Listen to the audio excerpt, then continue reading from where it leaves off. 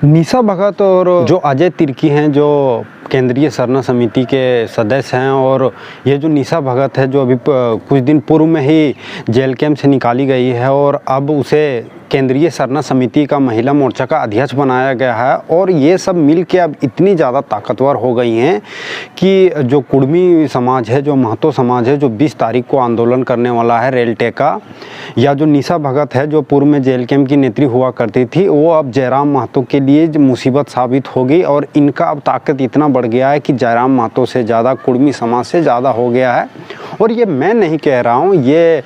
जो हैं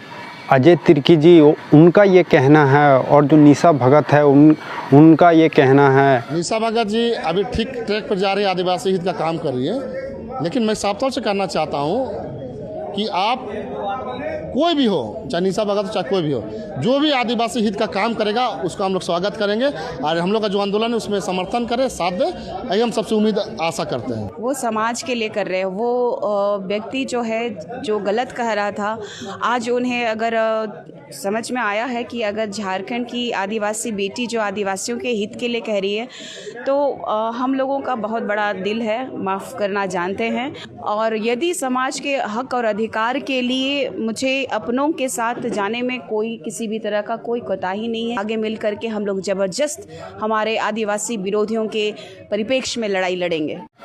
तो आज हम लोग इसी पे चर्चा करेंगे। नमस्कार, जोहार, मैं गोपाल महतो। जैसा कि अभी आप लोगों को पता है कि ये जो निशा भगत है,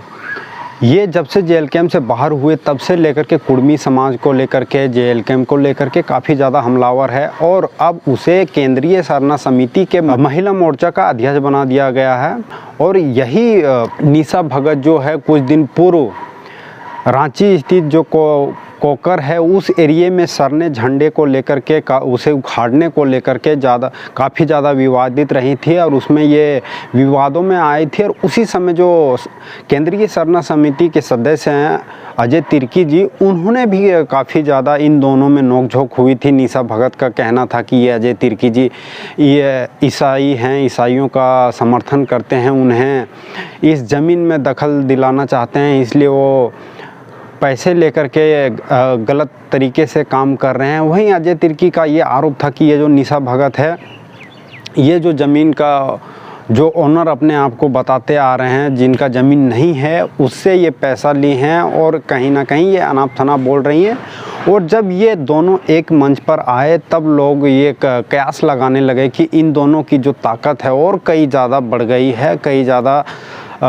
ताकतवर ये हो गए हैं। और निशा भगत जो है अब इतना ताकतवर हो गई है कि जयराम महतो को या कुर्मी समाज को जो अजय तिर्की हैं वो देख लेंगे एक तरीके से। जहाँ पे कुर्मी समाज 100 स्टेशनों के ऊपर में धरना प्रदर्शन करेगा आने वाले 20 तारीख को, 20 सितंबर को, वहीं जो अजय तिर्की हैं चाहे निशा भगत हैं, केंद्रीय सरना समिति जो है वो 500 स्टेशनों पे धरना प्रदर्शन करेगी इसके विरोध में कि कुर्मी को एसटी में शामिल नहीं होने दिया जाए। खैर ये तो उन्होंने फॉर्मली कहा नहीं है, लेकिन मैं ये इसलिए कह रहा हूँ क्योंकि जिस तरीके से अब उन लोगों को लगने लग रहा है कि उनका ताकत बहुत ज़्यादा बढ़ गया है। और मैं ये आदिवासी समाज को बिल्कुल भी नहीं कह रहा हूँ, ये मैं पर्टिकुलर निशा भगत हो, अजय तिर्की जी हों, ऐसे लोगों को मैं स्पष्ट कह रहा हूँ कि अब आपकी ताकत इतनी ज़्यादा बढ़ गई है कि अब आप 500 स्टेशनों की घेराबंदी करने के लिए बिल्कुल अब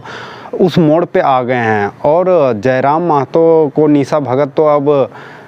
बाएं हाथ से देख लेगी। तो अब ऐसे में आप लोगों के पास बिल्कुल समय आ चुका है कि ये घोषणा कर ही दें कि 500 स्टेशनों को आप कब घेराबंदी कर रहे हैं, और जो कुर्मी समाज आंदोलन कर रहा है शामिल होने के लिए, उसके विरोध में आप 500 स्टेशनों को घेरते हैं, उसका चक्का जाम करते हैं। ये अनाप शनाप जो कुछ भी बोलते रहते हैं, चाहे निशा भगत हो या कोई भी हो, इन सब चीज़ों को देख के जो लोगों को लग रहा है कि ये बहुत ज़्यादा अच्छे प्रवक्ता हैं, बहुत ज़्यादा इन्हें ज्ञान है, लेकिन इन दोनों को या जो भी हो ऐसे समर्थन कर रहे हैं, उन सभी को देखना चाहिए कि जो पुराने आदिवासी नेता हैं, उस ज़माने के बड़े नेता रहे हैं, उनका क्या कहना है इस पे। शिबू सोरेन जी का क्या कहना था या और किन्हीं का क्या कहना था, चाहे अर्जुन मुंडा वो जो हैं आदिवासी कैटेगरी में कैसे शामिल हो गए, एसटी कैटेगरी में कैसे शामिल हो गए, इन सभी चीज़ों को प्रश्न ढूंढने की आवश्यकता है। है महतो जो है कुर्मी समाज जो है वही चीज़ डिमांड कर रहा है जो पहले थी, सूचीबद्ध करने की मांग कर रहा है, चाहे भाषा हो या कुर्मी समुदाय की बात हो। कुर्मी समाज ने ये कभी नहीं कहा कि निशा भगत के घर में जाके हम उसका जो भी है उसको हम छीन लेंगे, चाहे उसका घर हो, उसका संपत्ति हो या उसका होटल हो, कुछ भी हो। ऐसा तो बिल्कुल भी क्लेम नहीं किया है कि कभी भी कुर्मी समाज ने। उसके बाद में इस तरह के पूरे समाज को टारगेट करना, ये कहीं ना कहीं महतो समाज भी देख रहा है और उसका भी जो यंग जनरेशन है वो भी देख रहा है कि किस तरीके से जो आपके पुराने नेता हैं या हमारे पुराने नेता रहे हैं, हमारे जो पुराने पूर्वज रहे हैं, आपके जो पुराने पूर्वज रहे हैं और जो इन सभी के बीच में संबंध था। और वही कारण है कि ये जो झारखंड राज्य है हम लोगों के अस्तित्व में आज हमारा झारखंड, प्यारा सा झारखंड आज हम लोगों के बीच में है, जिसे आज हम लोग गर्व से कहते हैं कि ये जो हमारा झारखंड है इसको हम लोगों ने लड़ के लिया है। और अभी कुछ दिन पूर्व सुषमा बड़ाई का नाम आया था, वो भी जेएलकेएम के नेताओं के ऊपर में आरोप लगाई थी कि इन लोगों ने हमसे पैसे मांगे थे, ये किए थे, वो किए थे, फलाना ढिमकाना सभी तरह का आया था। बाद में उसको लेकर के काफ़ी ज़्यादा जेएलकेएम के जो कार्यकर्ता हैं, जो उसके पक्ष में बातें करने वाले लोग हैं, उन्होंने उसको गाली गलौज भी किया। उसके जो पुराने संबंध रहे हैं किसी को लेकर के, उन सभी चीज़ों को उजागर किया। और उसमें से निशा भगत भी कहीं ना कहीं उस रेस में बहुत ज़्यादा आगे थी। वो बता रही थी वो उसका क्या रहा है, नहीं रहा है इतिहास। आज वही सुषमा बड़ाई निशा भगत के ऊपर में उन्होंने क्लेम किया है कि उसका जब ढाबा चलता था तब वो लड़कियों को लाती थी, जो महिलाएं होती थी उन सभी से ये दोस्ती करती थी और उन सभी को जो ठेकेदार होते हैं, जो पैसे वाले होते हैं, उन सभी को एक तरह से सौंपती थी। मैं आपकी तरह महिला को शराब पिला करके ठेकेदारों के पास नहीं बेचती हूँ। निशा भगत, आज मैंने उनका एक बयान देखा भारत मित्र चैनल पर। वो कह रही है मैं समाज से बहिष्कृत हूँ, समाज मेरे साथ खड़ा नहीं है और वो मेरा बहुत सारा रहस्य जानती है। तो मैं पूछना चाहती हूँ निशा भगत, क्या रहस्य जानती है आप मेरे बारे में और क्यों नहीं बताती समाज को? और मैं समाज से बहिष्कृत नहीं हूँ, संविधान ने मुझे बहिष्कार नहीं किया है और आप जैसे घटिया प्रवृत्ति के लोगों को संविधान पूछेगा भी नहीं, जो कुछ भी किसी के बारे में भी गाली ग्लोज उल्टा पुल्टा बोलती है और उसको संविधान पूछेगा। संविधान सल्यूट करता है हमको और वो 2-4 लोगों का बहिष्कार कर देने से, मुझसे बात नहीं करने से वो लोग अच्छे नहीं हो जाएंगे और मैं बुरी नहीं हो जाऊंगी। तो पहले आप अपने बारे में देखिए। मैं आपकी तरह महिला को शराब पिला करके ठेकेदारों के पास नहीं बेचती हूँ। मैंने आपका कर्जा नहीं खाया है, लेकिन आपने मेरा कर्जा खाया है। आप 5,000 पैसा क्यों ली थी मेरे से याद है ना? 10,000 मांग रही थी आप, सौदा करने आई थी आप। कोई भगत को लेकर के जो रेस्टोरेंट चलाता है, सिर्फ और सिर्फ आप ठेकेदार लोगों के संपर्क में रहती थी, महिला को दोस्त बनाती थी, दारू पिलाती थी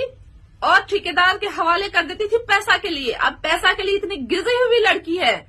और ये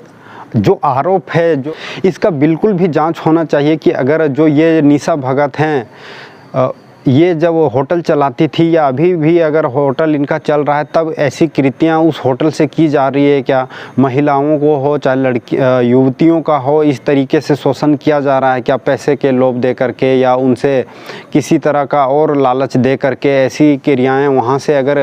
हुई भी है कभी, तो उसके ऊपर भी जांच होनी चाहिए और निशा भगत के ऊपर में बिल्कुल कार्रवाई होनी चाहिए इस पर कि एक महिला कैसे अपने फ़ायदे के लिए दूसरे महिलाओं को, युवतियों को उपयोग करती है। और ये जो 20 तारीख को रेल टेका आंदोलन होने वाला है महतो समाज के द्वारा, कुर्मी समाज के द्वारा, अब इसको लेकर के काफ़ी ज़्यादा जो कुर्मी समाज है वो आश्वस्त होता जा रहा है और आने वाले 20 तारीख को जितनी से ज़्यादा जनसंख्या में वो इकट्ठा हो सकें, इन सभी चीज़ों को लेकर के तैयारियां वो कर रहे हैं। और ये जो फालतू बयानबाजी आ रहा है किसी व्यक्ति विशेष के द्वारा आदिवासी समाज के इन सभी चीज़ों से दरकिनार होते हुए वो उनकी जो लक्ष्य है, उनका जो काम है, जहां से उसे निकाल दिया गया है, उसकी मांगों को लेकर के वो आश्वस्त हैं और उन्हें ये भरोसा भी है कि एक ना एक दिन वो सरकार उसकी बातों को सुनेगी, उनके जो तथ्य हैं उन तथ्यों के ऊपर में गौर किया जाएगा और उन्हीं तथ्यों के आधार पे जो हमारा आदिवासी सूची में शामिल होने का दर्जा है वो कहीं ना कहीं मिलेगा। इस पे देखते हैं कि जैसे जैसे समय बीतता उस पर क्या डिसीजन आते हैं, क्या फैसले आते हैं, उस पर भी हम लोग बातें करेंगे। वहीं जो डुमरी के विधायक हैं और जेल कैम्प के जो सुप्रीमो हैं उनका भी काफ़ी ज़्यादा तबीयत ख़राब चल रहा था, वो अभी बीमार थे, उनका इलाज भी चल रहा था। उन्होंने जो पानी की बोतल होती है वो भी चढ़वाई थी। उसके बावजूद जब बोकारो में हादसा हुआ, एक दंपति को जो डालमिया का गाड़ी है उसने मार दिया और उनके मौके पर जान चली गई, तब वो जो डालमिया है उसके परिवार को, उसके परिजनों को उनकी जो क्षति हुई है उसका मुआवजा देने तक रेडी नहीं हो रही, तो उसको लेकर के धरने दिए थे। और उसी धरने में जिस तरीके से उन्होंने अधिकारियों के सामने बातें रखी उनकी तबीयत ख़राब होने के बाद भी, तो ये उनका जुनून दिखाता है और काम करने का ये जो उनका जुनून है ये दिखाता है कि वो लोगों की समस्याओं को लेकर के, चाहे कोई भी हो, कोई सा भी जात हो, कोई सा भी कास्ट हो, उसके लिए वो कैसे तैयार रहते हैं, चाहे दिन हो या रात हो। तो इन सभी चीज़ों को देखते हुए जनता उनके पीछे आज भी है। निशा भगत के कहने से JLKM महतो की पार्टी या आदिवासी की पार्टी या मुस्लिम की पार्टी नहीं कि होके रह जा रही है, वो सभी वर्गों के लिए काम कर रही है। अभी तो ऐसा दिखाई दे रहा है, आगे देखते हैं कि इस पे क्या होता है कि ये जो जयराम महतो हैं सभी वर्गों को साथ लेकर के चलते हैं, उनकी समस्याओं को सुनते हैं या केवल महतो समाज के होके रह जाते हैं, जैसा कि आरोप लगाया जा रहा है। मिलेंगे फिर किसी दूसरी वीडियो में, तब तक के लिए आप सभी को एक बार फिर से जोहार।